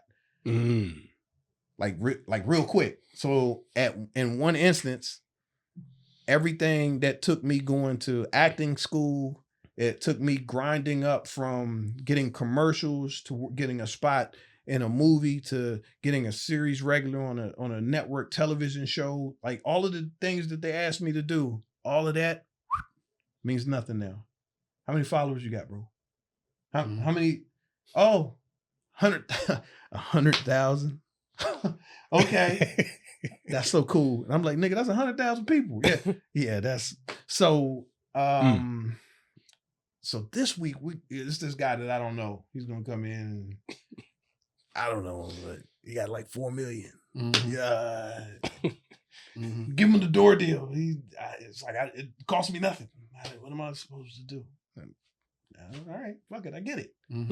So after a while, it was just like it kind of got to a situation where it's like, man, I'm getting sick of that. Yeah. But I really didn't. It didn't affect much because I can always work. I can go out with other people. I can go on different tours. I can do different stuff. And so it's not a big. I can find a different way to do it. But the initial, that's a badge of honor, dog. It was literally, it was a point for about a decade to 15 years that, nigga, it was 12 of us. If that many. If 12, right? And when I say us, I mean black headliners headlining mainstream clubs in every city. Nice. I would see this nigga picture at the mall every week when I leave, and I'm sure he would see mine for the one coming. It would be see each other in the airport, seeing the other airports crossing by, and it's 12 of us out of every comedian in the world, dog. It's like, yo, I'm in that group, yo, and to get to that and to watch kind of like how it moves and shakes. I always be in that group. per se, and I get and other people deserve to move into that group. I'm not a gatekeeper. I'm not nothing like that, and I understand the game, and I love watching it grow. So I say all of that to say, I love stand up. I don't love the popularity contest part of it sometimes. I get the business of it. But I'm a body of work guy. Like, it's like you asked me to do it, it's done. You asked me to do it, it's done. You asked me to do it, it's done. You want me to blow your crowd out? Watch this. Yeah. Oh, you thought he was good. Okay, watch this. I'll put that. I'll go joke for joke. I'll put my set on. Yeah. Because I put the work in. I'm confident to say that. So it's like, if that was what I wish sometimes stand up was more about that than it is about the other part. Yeah. But I understand it, and it doesn't make me angry anymore. I think for a while when I didn't understand and like recognize and identify and like, all right, cool. I got to put my finger on that. What's really happening? And then it made me turn in my producer hat, because stand up also turned me into an actor, because I had to be an actor in order to sell tickets for my stand up. Oh, I have to be on a TV show. Okay, cool. I'll do that. And I'll go learn how to do that. And I can't just learn how to do that and be on a bullshit show. I have to be on a great show that is on network television. One of the 4 shows out of the hundreds that makes it. I have to book a spot on one of the 4 shows that's on TV for comedy. I got to go do that. All right. Did it. Not fucking hard to train to do that. You know what I'm saying? And then you get all the way there and it's like, all right, cool. So what you got to do next? Like, nigga, what you gotta do next? Damn. God. Okay. What's up? Look, I agree. First point I want to make is, you said something, I'm like, I have to address that. You said the mailbox still working. Yeah. Still working. I came home today, checked that mailbox. Yes, Lord. I had like $400 or $500, like just $500, $507, from nowhere. Like, yo, I did not see this coming. Yeah. So that mailbox smile on his check, face. Well, the mailbox. Today was a good day, mailbox. Nothing better. So, but what I've learned in that though, like all of the other thing, part of making me a good actor was learning how to break down the script. Once I learned how to break down a script, that taught me how to write a script. Then I was like, I know how to write one because I've been in it. So I just have to learn technically how to do it. I got a mentor in that, and he taught me how to write. Right. And then boom, and it's like that's opened up so many other doors to where it's like, you know, it's like it becomes a fight sometimes. Like I've never been in a situation where I can work during the week and make twice as much as I make on the weekend. Oh wow. Wow. Okay. Yeah. Okay. My whole life. I love it. Just like you said, you love it. I love it just as much as I did the first day I ever touched the microphone. Yeah, absolutely. And I think for me, that love has always kept my blinders on to all that other shit. Like the game changes. I'm here, bro. Okay, yeah. Now it's about followers, bro. It's about this. It's about that. It's about TV credits and movie. I'm here. And that has always kept me going because I might not I don't have the most followers, right? But you put the nigga that has the most followers in the room with me, you're gonna know who Tony Rock is. I never wanted to do commercials. I didn't think I had a commercial look at first, and I never wanted to be the guy that was like, oh, that's the guy. That's the guy from the product. I didn't want the product to be bigger than me. I'll do a commercial the day. I tell them all the time. I'll do a commercial when it's Tony Rock for, because I don't want the product. I don't want to ever be on the airplane like, hey, fucking cheesesteak dude. It's the cheesesteak dude. No, never. Wow. So that's kept the blinders on to stand up. Yo, I don't got to focus on that because I'm stand up. I don't got to focus on whatever it changes to. I'm here. And when you see me do stand up, you will see. Oh yeah, he doesn't give a fuck about any of the other bullshit. He locked into this thing right here. Yeah. So the game will keep changing, but when you see me do stand up, you're gonna go, "Oh, this nigga's the truth." Yeah. And I did the TV, right? I was in the #1 movie in the country at one point. But to me, just stand up made this shit possible. Exactly. Right? It opened the I was door. in an interview one time, and my agent said, "Please don't ever say that again in an interview." Why not? I said something to the effect of, I'll do TV if there's an offer, but I'm a comic. And she was like, why would you? why would you say that? And I'm like, it's the truth. Like I do stand-up. Stand-up makes everything else possible. Right. So this is first and foremost all the time. Yeah. Now, if I get a movie, commercial, TV from this, great. I'll do it. I'll love it too. But this is love. Yeah, this that's is the first love. This love, is yeah. heartfelt. Changed my life. Gave me everything I had. Everything I have Everything is from the fucking mic and the speakers. Yep. Yeah, it's like your legs. That's what walks you over to everything else. I was at the Mets game last week. Me and Lulu. You know Lulu Gonzalez. Yeah. We were talking, and we were talking about living other places in the country. And I'm like, yo, all I really need to live in any other city would be a international airport so I can get to the road. And she's like, yeah, because like my sister lives outside of Charlotte. And I'm like, yo, every time I go to Charlotte, I'd be like, yo, I could live here. Yeah, big ass house for $600,000. Really? Shit. Get out. I could do that shit, no problem. And she's like, yo, so I be thinking that all the time. And I said, but then I sit down and think to myself, on a Tuesday night when I'm in Charlotte and I write that bit, where do I go immediately to try it out? You got two clubs, right? Maybe a bar or something. I said on a Wednesday. I said on Wednesday afternoon, I'm in the crib and Charleston's at school and I write that bit. Where do I go? And she said, you still do that? And I all said, the time. I said, I'm going to do that forever. Yeah, I do that forever. Yeah. I said, Lou, this is my life. I said, Lou, everything is from that. Comes from stand-up. So I still do. I write a bit and I'll call one of them. Yo, son, I got something. I'll call Rico. Yo, I got one. And he'll be like, let me hear it. And I just go to the premise. And he'll be like, what you doing? I'm like, meet me at the factory. And I'll jump in the car. I love it. I still love it that much. Yeah. So whatever's changing around it, the main thing is the main thing. The main thing is the main thing. I do my best with that. But I'm also a type of person that sometimes I feel like if you tell me I can't do it, then I got to show you that not only I can, but I can do it well. I get that because I've been playing the game now. I've been playing. Don't get me wrong. I don't want to come off the wrong way. I've been playing the social media game now because I know, again, it all comes back to stand-up. So it's like, oh, that's what people's doing now? So if I could do a little bit of that and get good at it and bring them into the room, it's even better. Because the stand-up is never going to falter. It's never going to wane. It's never never going to be like, he's not funny no more. No. It's always going to be consistent. It's not going to be like being a travel agent. Right. If I got to do a little bit of this to get you in the room, fine. That's why I do those big tours every year. I do this tours with Samore and Quake and all those guys. Because I know people are coming to see them. People don't really know me from stand-up like that. People all the time, like, yo, I saw you on TV. I thought you was an actor. Right. But I know if you get in that room to see one of these other guys that are your favorites, you're going to leave like, yo, we didn't even know someone was like that. So that's all I need. Good enough for me. That's crazy to me when people say Question that. for you.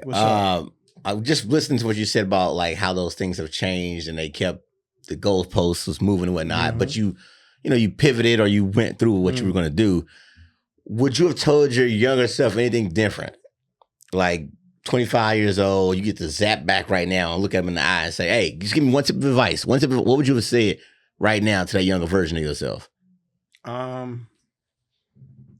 think I would have prepared myself a little bit better for what I felt like was a transition to being like a professional writer. You know, like how I transitioned into, working as hard as you can to become a SAG actor and get your stuff and moving up the chain to get your quote up high enough to make some decent bread. And you know what I'm saying? It's like, all right, cool. I'm a working actor. Like I've achieved working actor. Working writer, I've done some writing, but I haven't like had a consistent I'm a working writer for sure, right? Accredited. And over these past few years, the dedication that I've had, like I've been working on the show The Neighborhood for a while because that, I've done other shows on, on smaller networks in the writing world, but once again, it's like it's another situation where it's like all of the non-union work that I've done over the last 10 years, none of that translates at all into this other world. Not a piece of it. I'm all of the credits and all of the scripts and all of the everything that I had that built me up to being able to get the opportunity to even be there. Yeah, it's like, oh, we can't even. Your credits didn't transfer. The credits don't. It's like going to a college. Yeah. And then then when you go to the big university, it's like, nigga, you got to start over with English again. You know what it's like? It's like you did.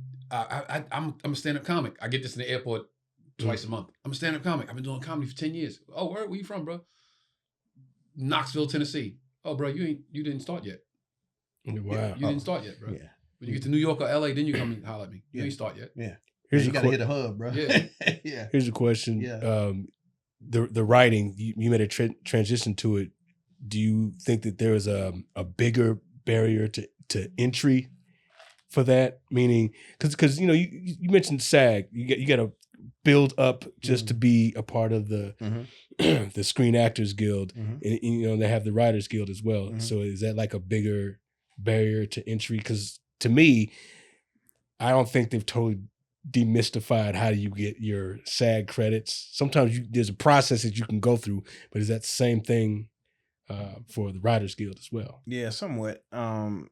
First you have to be offered a union gig. That's kind of where it starts. You have to be offered a gig that you got to be in the guild to work. It's almost the same thing as a SAG situation. You know, that's how I got in. I got offered a gig that was McDonald's gave me mine. That was another reason why I did commercials, was because that was the way to get my SAG card. It was either go be an extra, which I was like, fuck all that. For how many times? I gotta go Jake fight Phillips these in the niggas. background? Yeah, See that? I'm up there voucher hustling and shit. Give me a voucher. Give me fuck all that. So I did the commercials. McDonald's gave me that my voucher. So it's like after that, it's like, with the Writers Guild, you get your offer, and then it's like a level you hit. Like after a certain amount of episodes you work, then you get health care, and then after a certain amount of, then it's like it keeps unlocking like more dope shit. And right. And what it's made me do is, like, first it made me feel like it's the first time that I've had to be somewhere from 10 o'clock to 6 o'clock Monday through Friday since 1997. Woo. Now, did it feel like a job? Yes. Honestly, you didn't have to work from 10 to 6 since 97, and now you have to? That shit gonna feel like a job and jail. I literally was depressed for a few weeks. It's like, man, I gotta do this because I felt like I wasn't a good comic no more. That's a comic, yeah, I was gonna say. Like I literally felt like, it's like, nigga, everybody who was right on my heels for the last fucking 10 years is fucking sharp, that I'm rooting for, because I root for all my, man, fuck all that. I'm rooting for everybody behind me, in front of me, next to me. These ain't nothing they can do to fuck with me in my lane with my thing. Ain't nothing ever. Nothing other that scares me. So like, I'm rooting for all these people to get busy, and it's like, it put me in a state of like, all right, I got to figure out how to feed this beast. So I was like, all right, now I turned into a regular again, and at the clubs here, because for so many years I'm gone on the weekends. Like, people forget that I'm in the city sometimes, because it's like on the weekends when everybody's doing hot spots, I'm out. And sometimes, all right, I don't feel like fucking around on a Tuesday because I was gone Thursdays to Monday. It's like Tuesday, nigga, I'm laying down, I'm chilling here, bro. So and it's like it's nothing personal, but it takes you out the loop. Now it's 15 comics that's been killing it that I've never met before. That, it's like, what's up? Now I'm getting it's a new relationship that I've having to reestablish with. It's like starting over again at the local clubs here in Hollywood, which is not a bad place to run the circuit. So, and between that and then, touring and all of that, I can still do my thing on the weekends, but it's like, it really took a chunk out of me for a while, where it's like, all right, here we go. But then it's like, what got me out of that little funk was I realized how many people that I know since I've been in the writing and producing space that I've been able to give a small look at, like give a look that they wouldn't necessarily got. Might not be able to get you the job. Some people I have been able to get some jobs for, but some people it's like, all right, I actually got an ear. I got the ear. Hey, we should suggest so and so. Right. Let's try to get my man in. Let's see if he can get an audition. How about that? And it's like, and once you realize that, it's like, okay, wait a minute, there's another level to this, to where I'm still a comic, but now guess what? I get to help some of these other people, these other comics that's been deserving a spot. All I gotta do is create a show for them, and I found out that I'm good at that by writing jokes. And now somebody taught me how to turn joke man, this observational guy that walks around does this. I can turn that into a show Script. I can throw you into that like this. I can throw you into one. Like I learned the process. I get it, and it's like, okay, so how do you do that? Let's figure that out. So now I'm in the process of trying to be the best I can in this lane in order to do that, because it's like, and the thing that it's almost like the goalpost moved again, but this time you move with it. I move with it. Right. I'm moving with it. Here's what really woke me up, and got me out of it to feeling good about it again. I got all the way to my script, to where, it was, middle of the season. I get my first script. It's gonna be it's a big deal. It's my first network script. I'm writing on the neighborhood. My name, solo, written by. You know what I'm saying? It's like, all right, what's this process look like? Do I actually get to write the whole thing? Do I got to hear everybody's feedback? I get to do what kind of full input do I have on it to get busy? You know what I mean? And it's like, I was disappointed with some of the process, happy with a lot of the process. Disappointed with the notes.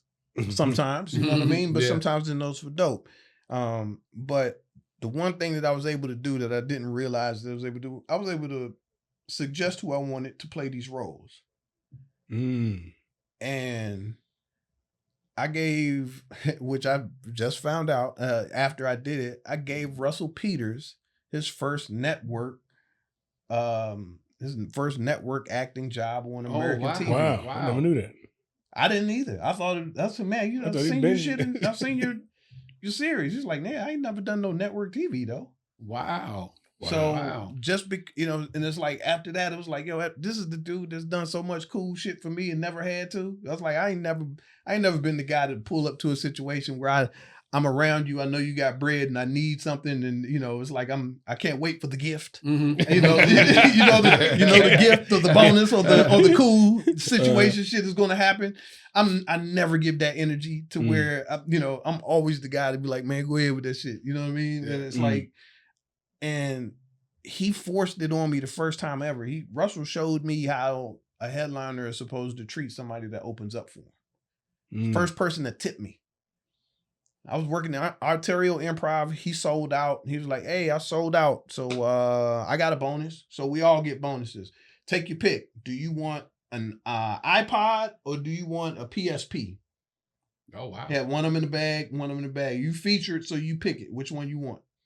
He gave me the iPod. That was my first iPod ever. Nice. Wow. Shout out to Russell Peters, man. Russell Peters is a class act. Yeah. Okay. That's nice. Now, you mentioned the neighborhood. I'm from St. Louis, so I'm like curious. What's your relationship with Cedric Entertainer? Did you guys know each other first, or how did that even come about? Wow. And yes, that part too. Mm-hmm. So it's all connected. Okay. It's all connected. So me and Ced, we've been friends for a long time. He's a neighbor, somewhat neighbor. You know what I mean? Like we both live in the same city. Okay. So sometimes when he gets out, he comes out the mountain. He comes out the mountain. I'm at the bottom of the mountain. You know what I mean? Like I ain't make it to the mountain, but I'm at the foothill. You know what I mean? So when he come out the mountain, he come by and hang out. It's my cigar buddy. We came, we hang out a lot, and y'all golf and too? we golf a lot, yeah. And what we do is we on some story shit a lot of time when we having fun.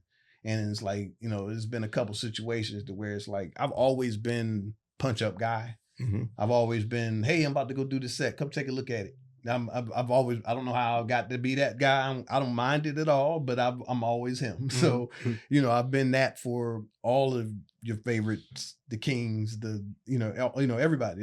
Those are all my friends, and I do that willingly and don't ask for nothing in return. But you dig what I'm saying? So they respect your eye and your ear. Yeah. Iron sharp as iron. And so we've done that a lot with a lot of his shows, a lot of his show ideas, his movies that he's in, and all of that stuff. It's just general conversation. If that's what you dealing with when you're on the phone and all of that, and we out playing golf, then all right, let's break down what you talk about, then, bro, and we get into it, and I'm good at it. I know how to do it. Mm-hmm. So, the situation came up to where a couple years ago, I thought it was him, but it wasn't. Somebody, I had an interview to work to go over there and for a writer's position, and it came down between me and Sidney Castillo. And they offered it to Sydney. And I was like, all right, that's cool. And the funny part was, it was like Sid called while I was in the interview asking, did I want to go play golf in like an hour? And I was like, nigga, you know where I'm at? I'm at the thing. He was like, all right, where you? I didn't know. So wow. He had no clue that I was there. Oh, wow. And so fast forward to a couple years later, that whole staff got fired. And so I'm glad I didn't get that gig. You said everybody, but Malik, yeah. So, which was another part of that. So, Malik, who I always hang out with on the, on the road, funny. If I knew you 20, I knew Malik 25. Yeah, see, I knew you 25. I knew Malik 30. Yeah. So like, he was been in there. He's a general behind the scenes at these shows. Like don't let it fool you. Fucking Malik's a general. And so he always knew I wanted to get in. I've always asked him. So he got me another interview, with that. He suggested my name when they was coming up for stuff. And then this time I backed it up with, actually letting Sid know. Okay. Hey, look, dog, I'm trying to get busy. Let's do it. And he was like, all right, cool. Let's rock. And I went in, interviewed, he read my stuff, and he was like, shit, I'm gonna give it a shot. Sid's voice, let's do it. All right, let me stop you right there. They read my stuff. What was your stuff? Like, you gotta write a script for the show, or they give you something to write about, or I don't know the process. Sure. So what they normally do is they ask for writing samples. Yeah. Okay. They want to see what your writing style is, and different people have different things. Like I had no clue what the way is. I went in as a free agent, so that's one of the disadvantages of not having like the team that costs so much goddamn money, is that they know what the form is supposed to look like. They know what the package is supposed to look like. They know what a good package looks like as opposed to a bad package. Mm-hmm. I have no clue. I'm giving you what I got. And, so I know that I wrote 2 scripts on that premiered on, I did a season finale and a season premiere of a show on Bounce TV, Family Time, that was like one of their highest rated, 2 of their highest rated shows. So I put those scripts in there. I wrote another script about, 2 originals. I put those in there. And, they read them and it was like, all right, cool, thanks. And then threw all that shit away. All that credit meant nothing. And it went down to the interview. They knew I knew how to do it. The interview and the reference. And then there was only a 10-week guarantee. And then the rest of it you had to be put on.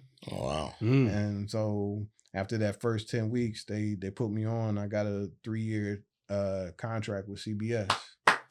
So, yeah. Love it. Wow. Yeah. And then you moved up the mountain. Moving up the mountain.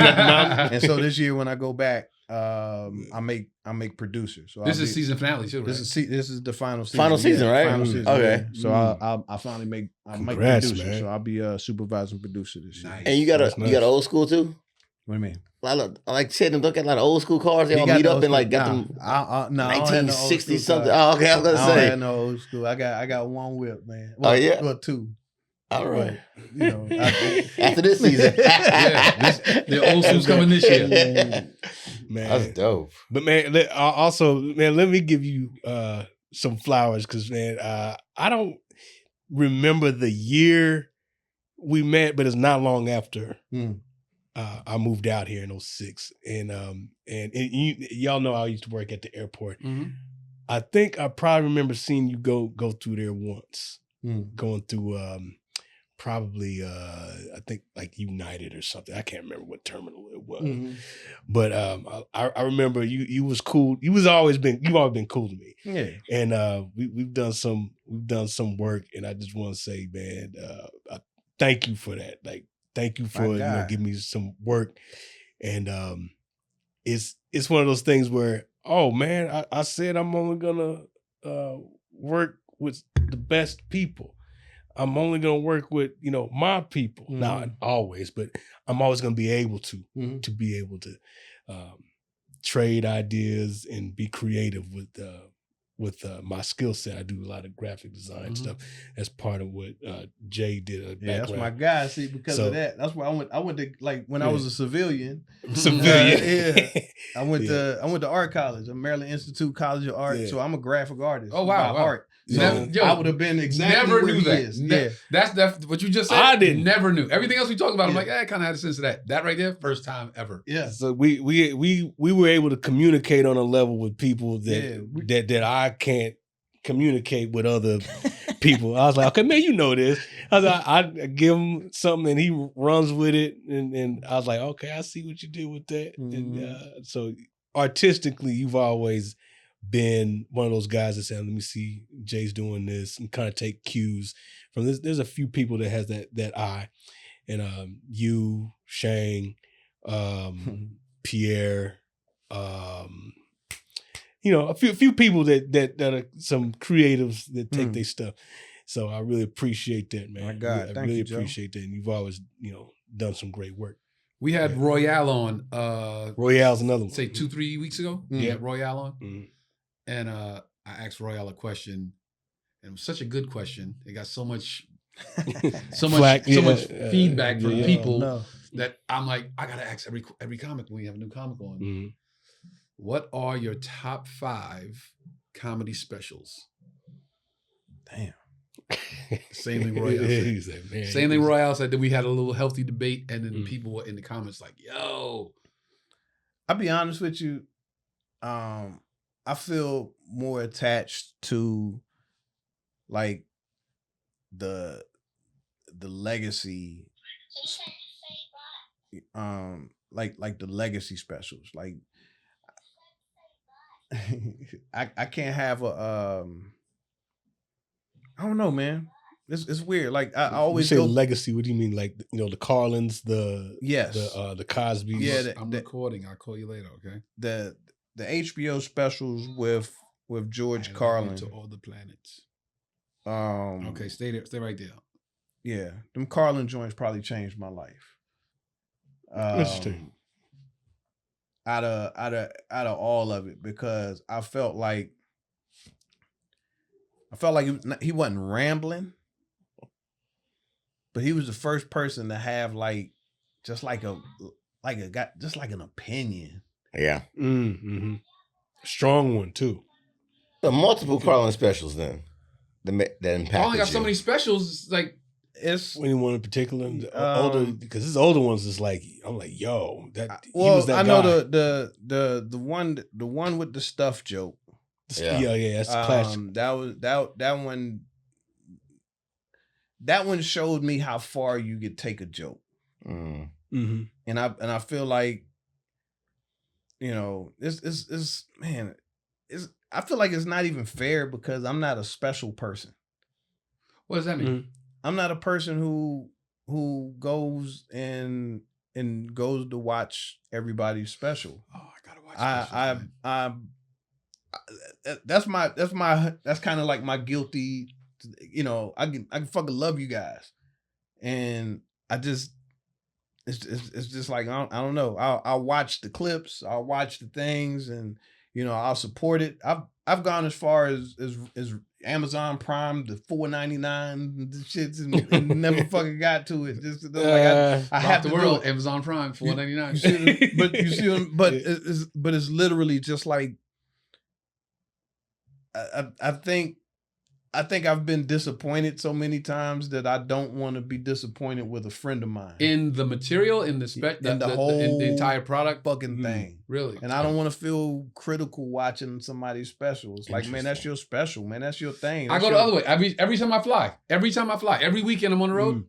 I do my laundry, pack my suitcase, make sure I got my merch, charge my headphones, make sure everything's where it's supposed to be in my backpack, and then I get my tablet and download a special.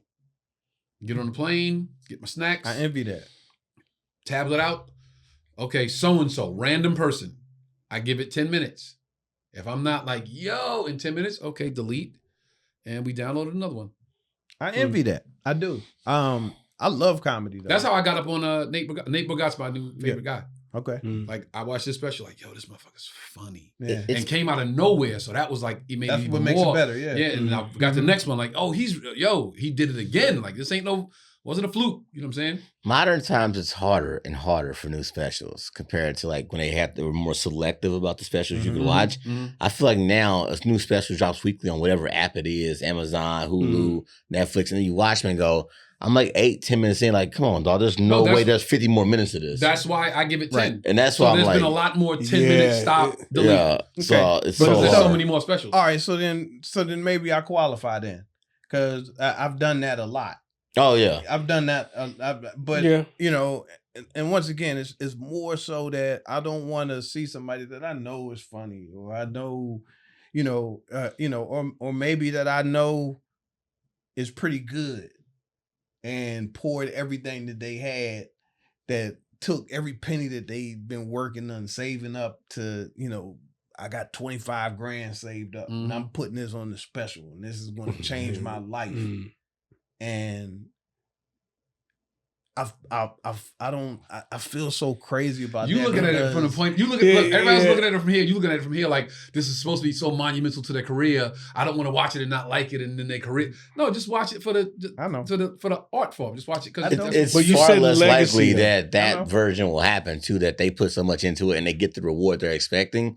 Like even in the last 5-10 years, I'd say, and this is just off the top of my head, Earthquake probably the only comic in the last 5-10 years that the special dropped and you saw a significant uptick in all their success and outcome. Like it's just so infrequent that it's like I wouldn't expect you now to have a home run special because it just first so many of them come out. Yeah. But Earthquakes was probably a long way in the making that when it did hit, it was like firework, and even white people had to go, God damn, who was that guy? So my question is like, and maybe there's another thing too. I want to keep it fresh for when I do mine again. That it is something that I know is all original thought, not material wise, but I'm talking about presentation of my special. You dig what I'm saying? So what is, because the trends of specials have changed. Because it's a lot of different ways that you can enjoy it. Like I enjoy like concept stuff. Like maybe not so much the material. Like I can listen to the energy and what's happening. Like Carmichael's Gerard, the one that he did one that was like single cam. Oh yeah, the round he did the second one. I think it was called 8. Artistically, I like what he was. I liked what he was trying. Well, they was all, everybody. The audience was all dressed up, and he had on like Timbs and jeans. That one, yeah, he was in a round, yeah. So it was like just the thought of a different way to present it and things of that way. Like Neil Brennan, 3 mics, brilliant. I knew I was about to say the same thing. That was one of the last ones that I saw. Fucking brilliant. Neil Brennan also has that same Chrissy thing. Like he's socially awkward. Yeah, 100%. And I saw him at the store, and I'm like, yo, man. Like me and Neil Brennan, like you wouldn't think like we're friends, but like I consider him a friend. You know what I'm saying? I'll do the same. And I know he's socially awkward, so because I'm an asshole, I will always touch him and grab him because I know he don't like it. Right. Yo, son, that special. Come here, yo, that shit fire. He's that's enough, Tony. Dap. Come on, man. All right. And I'm like, nah, nigga, come here, yo, that shit, that 3 mics, yo, I'm telling you. And I'm like, I do this to you because I know you socially awkward. I'm trying to break you out of it. And he's like, you don't have to do that. Like, it's cool. But 3 mics, brilliant, very special, brilliant. Absolutely. If you haven't seen Neil Brennan 3 mics, check it out. Brilliant. Very good writer. Yeah. So I don't know. I'd look at it I guess I look at it in a way that I wish that I didn't. I wish that I could look at a special with just Just a fan of eyes. comedy eyes, but it's like it's always it's always on, and it's like, and I'm watching it, and I start to think, I drift, like I feel like my ADD kicks in, and it's like I get antsy, like I do, like you ever go to a comedy show or go to a concert, and then you gotta actually go sit down in the audience and look, and you can't go backstage when you want to. Oh yeah. That feels weird. You dig what I'm saying? It's just like it's like I want to go backstage. I'm not supposed to be here. See, I'm different. I'm different because I know we don't do that very much. We don't sit in the audience like that. We always backstage. Mhm. So when I went to see George Lopez, at the casino. no, what's the joint in DC? Constitution Hall. Yeah. Yo, son, 5th row back, dead center. Solo dolo, sold out pack. I sat there and took that shit in like a true fan. I'm looking at people coming in excited. I envy that, man. I'm like, yo, this shit is such an unbelievable experience because I never see it from this point of view. Mm-hmm. I'm always on the side looking out. I was on the side watching Bring the Pain. Right. I was on the side watching Big M Black, Big Ass Jokes. I was on the side. That George Lopez, I was sitting right here, like watching people, watching the room, hearing the wave of laughter. I was like, oh shit, this is really different, man. But was you tuned in? Oh no, I was locked in. Okay, yeah, but you could notice everything, like this is how they sensory. I was you like, can't I'm help gonna sit here and be a fan of comedy tonight. I envy that about you, dog. Like I wish that it was that. I feel it's that way when I watch any live entertainment. To me, like I love going to watch live entertainment, and I always feel like I got to do something so far away from something that I do. Like I gotta go watch live music. I'll go to a rock concert and I love that layout. I love that. Like now I'm enjoying it artist to artist. That's what Right. I feel like I'm in there with you. Like look what he's doing to these folks, man. Yeah.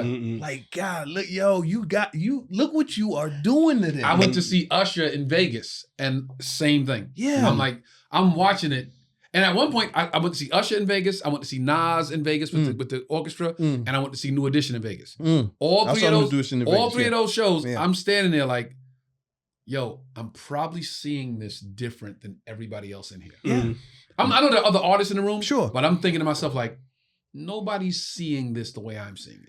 Because I am that guy. Right. Yeah. I am, nigga, when I'm locked in, I'm Usher. Yeah, exactly. When I'm on my shit, I am New Edition. I am Nas. You know what I'm saying? So I'm watching it like, oh, I see how, the lights went up when he said that, and the music came, shit. Like, it's almost like I'm just like, all sensory. Everything is clicked in. I can hear see the lights and the music, see the lights, cues, hear them change. You know what's going on under the hood. hood. Black running around in the back, they about to set up the And I'm always trying to think, how can I'm always doing this because they said Mike used to do this. They said Mike Jackson used to watch other people perform. Oh yeah, and think, how can I implement some of that? To what I do. Yes.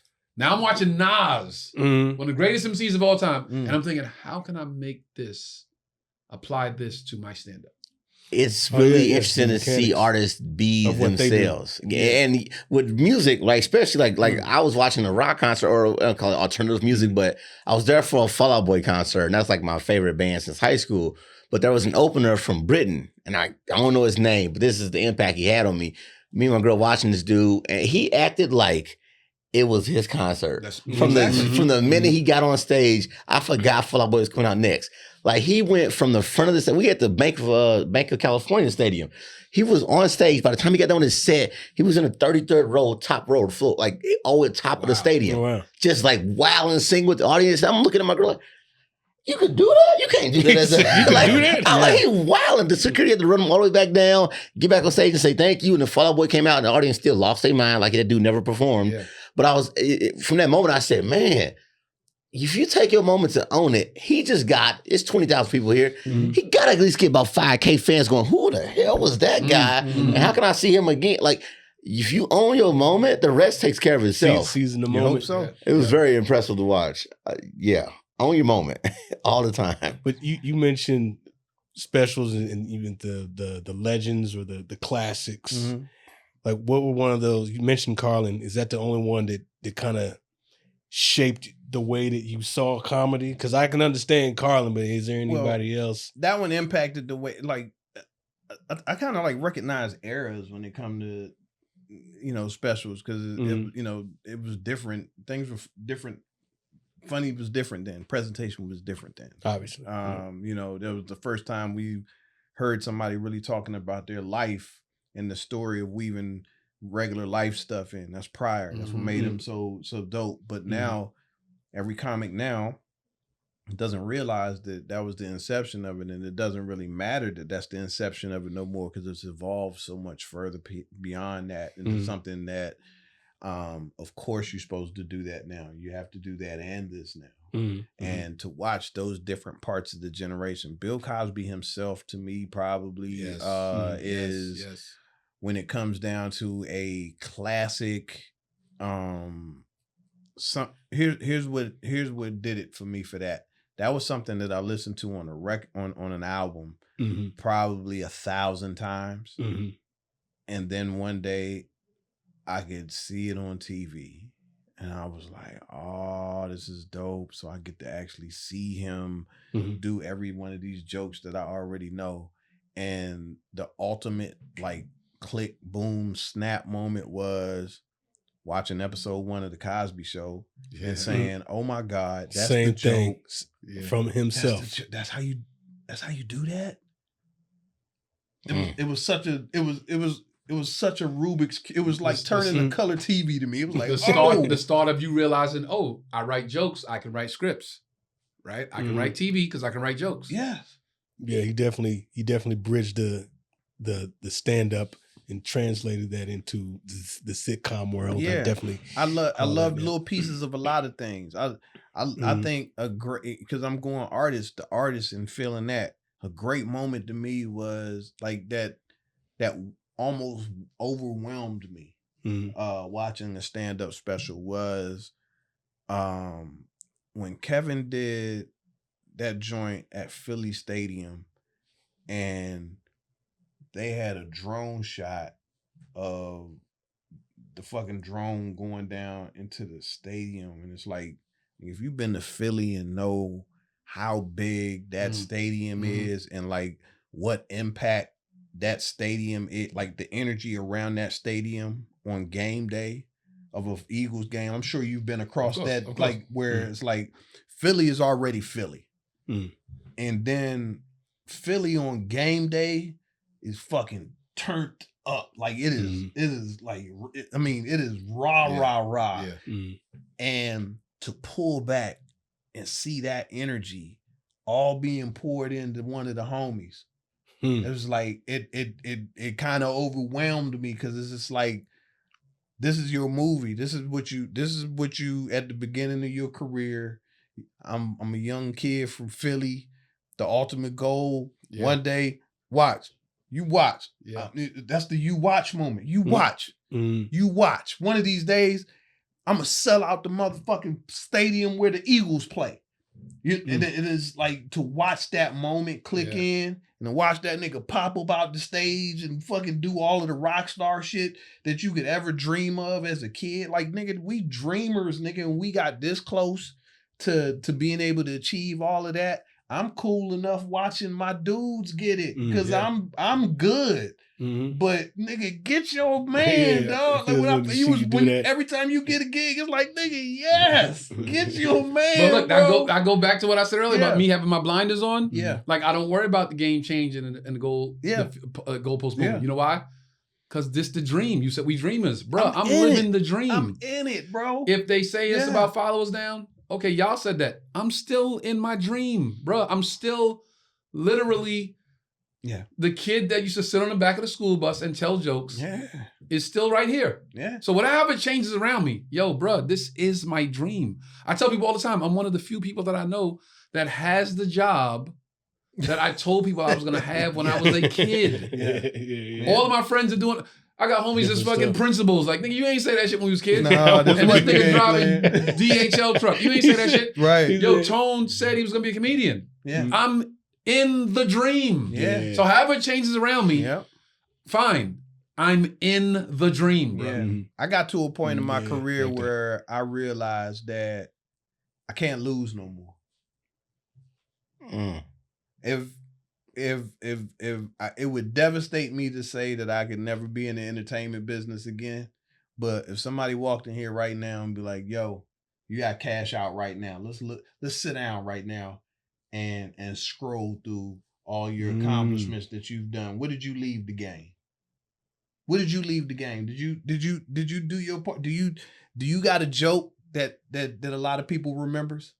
Did you? Because to me, that's a joke is dope. A joke is dope, but to me, a successful joke is being able to have somebody that they can recite your joke. It's almost pop culture. It's pop culture. Yeah. Booty call. That was a joke. Now that's part of everyday vernacular. That's what we talk about.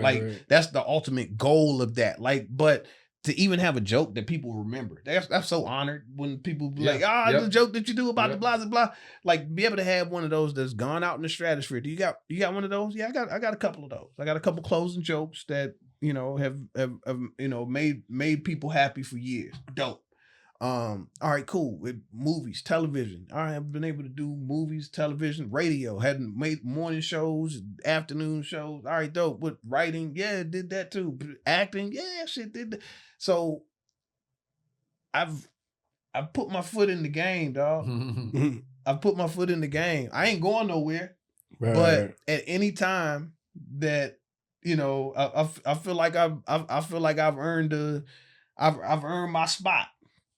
I'm somebody's favorite comic. Yeah. Somebody somewhere. And and I'm cool with the group that's that. And I don't even have to be your favorite comic.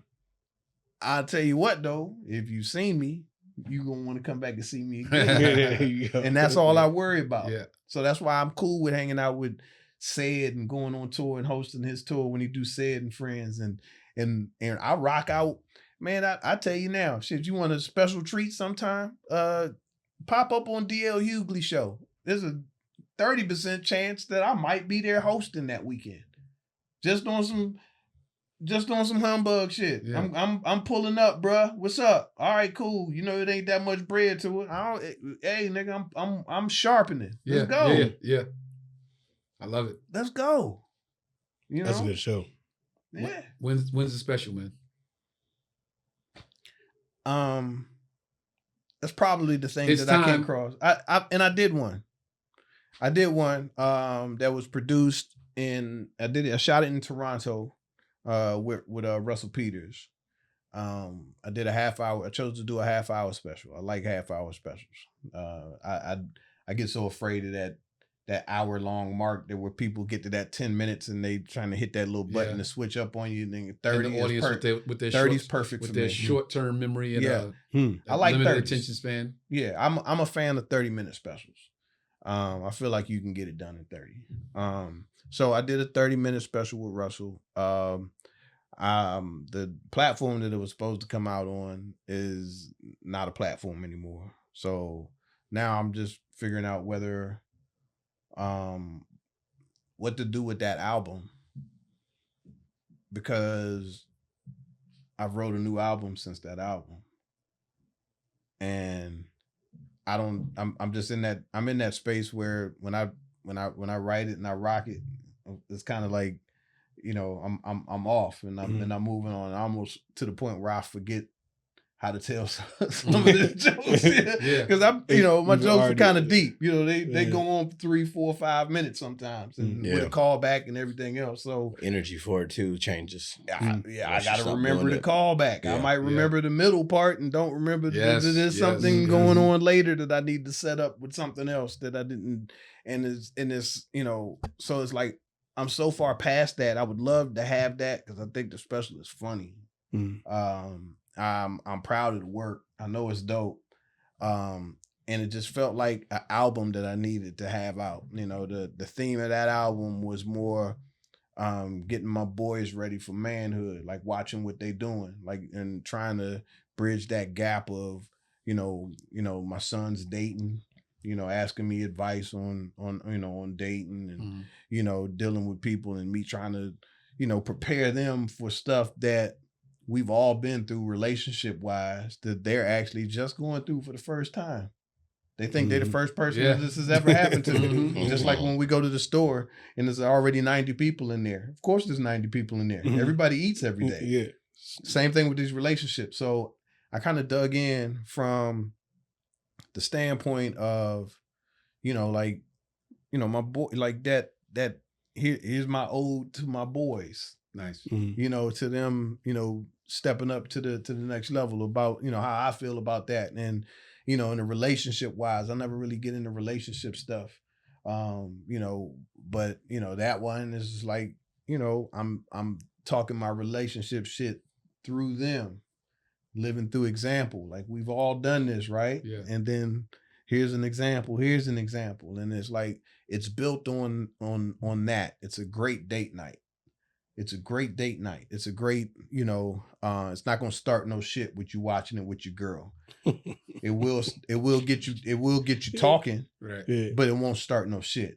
It'll be more of a, my goal was to put couples that come see the show in a situation to where on their way home, they be like, you really feel like that? I like that. Is that how you feel for real? And I know that I've done that hundreds of times because the receipts are in the comments. Yeah. Just saw your show last night. Me and my girl was talking shit all night long about the so-and-so. Oh, this mission accomplished. Start from there, construct a joke from that. And here we go. And that's that special. And I would love for it to come out. And it still might. But I know that I got a diamond in the pocket already ready to go. So my mindset is, just like you saying, blinders on and build the next one because it's it takes, and it's so difficult, man. And I'm one more thing to ask you, and it pertains to helping this question. Is like, how do you feel about it when you're working on a new set and the comedy clubs that you're working at your set at clip some of your bits that you're working on? No, I don't let them. They tape at the factory. They tape every set at the factory now. Right. Every set. Yo, don't put it out. Send me the set. I don't want to see it on the site. I'm working on stuff. I see people out on stage on the road. Somebody got their phone out. Sweetheart, I don't know how much you just taped, but listen, that's a new bit, baby. Please don't put that out. I do not want to see it on social media tomorrow. I'm trying to work on the bit. I make it human. I'm like, listen, got it. This is the job. Like, I'm trying to get that even funnier. You laughing, you recording it. Great. I'm trying to make it even funnier. Can you imagine if it was even funnier and then you already put it out today? It crushes everything. And they'll be like, oh, I'm sorry. Like that I agree with. Yeah. But like I had a point where it's like I was doing that a lot. Love the Laugh Factory. That's that's your home for sure. And love the Laugh Factory. And the clips that I get, like I have really good sets there on Chocolate Sundays, and they've put themselves in a position to where if you do a good clip there, it's the equivalent numbers of watching Comic View.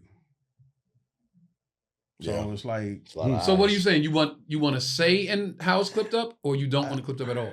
I've been struggling on that line because like I look back and it's like I got a lot of bits, and as of recently, it's like it's a bunch of bits up there that I'm working on for my new part, and I'm to the point now where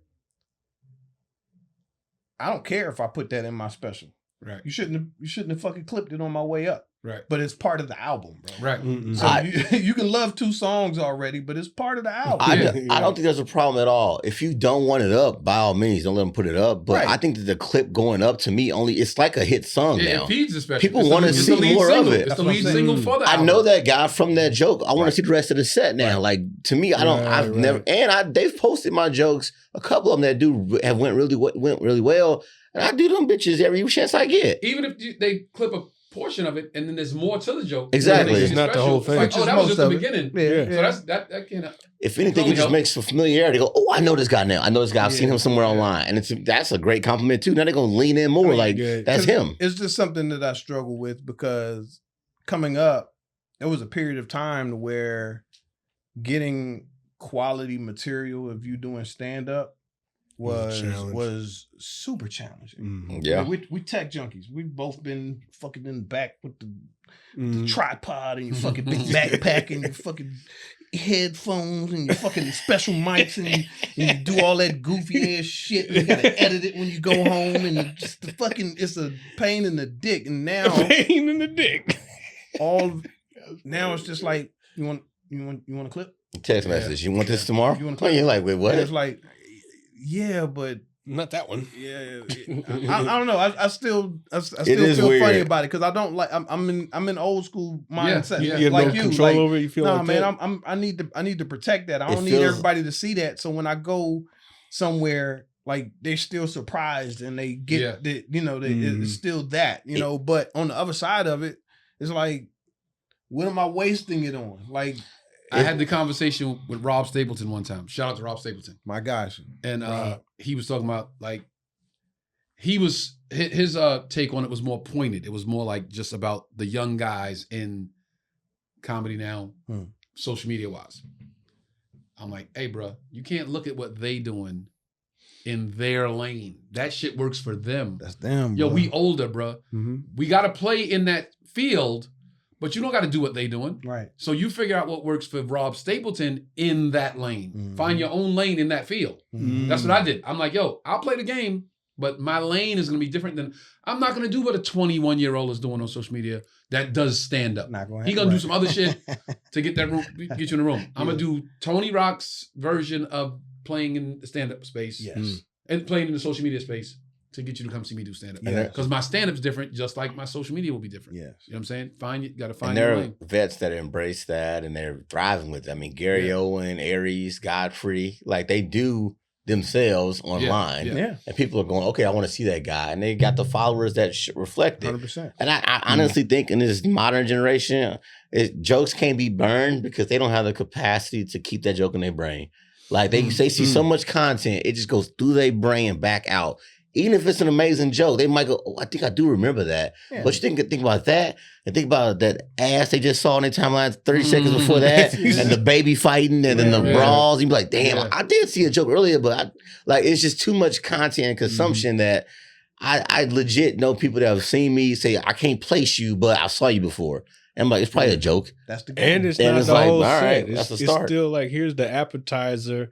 Or maybe not even an appetizer. It's like, all right, you want to try. Said, it's the lead single to the album. Yeah. And they didn't get to see the. It's Thriller. They didn't get to see the whole album. So it's like, why not put it out? I mean, I understand everybody has their reasons why, like, hey, this joke isn't ready yet, or this is a brand new joke, or hey, I just want somebody to see this bit.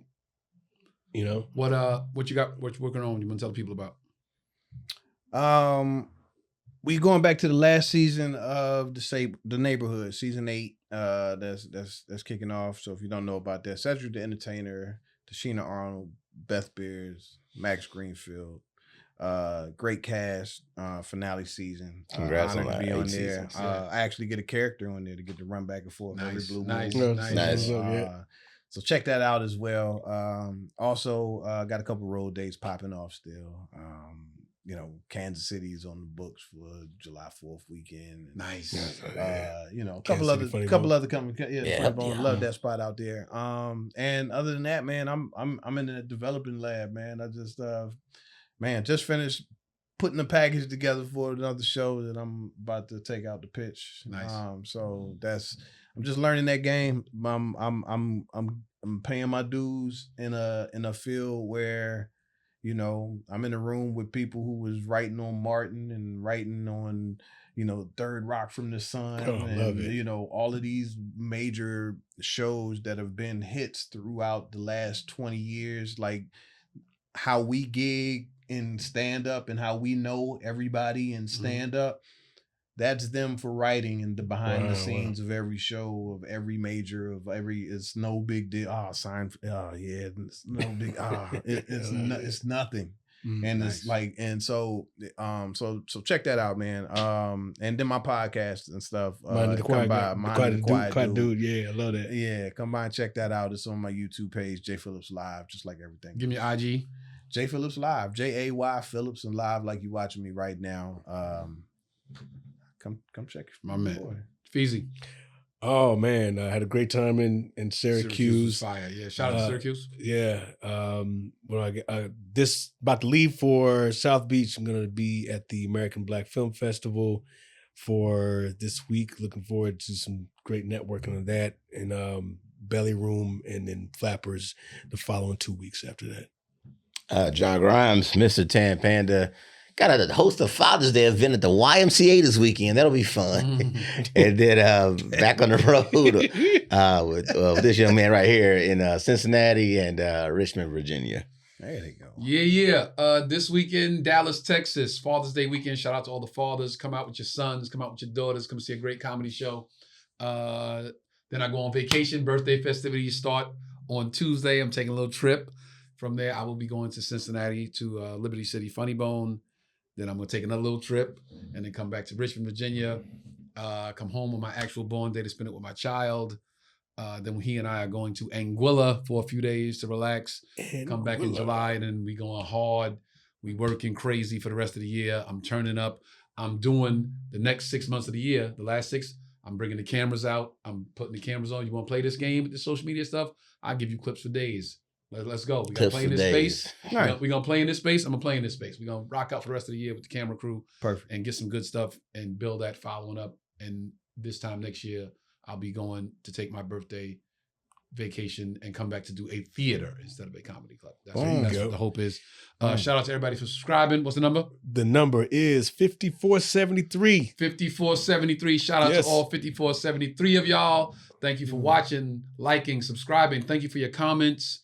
Yeah, man, it's live from the green room. Charleston Rock. Dad, I love you very much. And stay tuned for the Interns freestyle following this episode. Peace. Those IG posts don't represent all the music I make. A lot of eyes on me, but can't speak all the problems I face. Time that I waste posting, I could be trying to get paid by dropping an album, but how would they find out about my tape? You see what I'm saying? It's a catch-22. I done wrote 21 albums before I turned 22. 19, I had money too, but couldn't save it, I blew. 18 racks with some glasses, hoodies, and jackets and shoes. Could have been worse, it could have been booze. But I was only 17 in the year that I moved. I had no interest in rendezvous or rubies and jewels. Making movies and moves, I want jacuzzis and pools.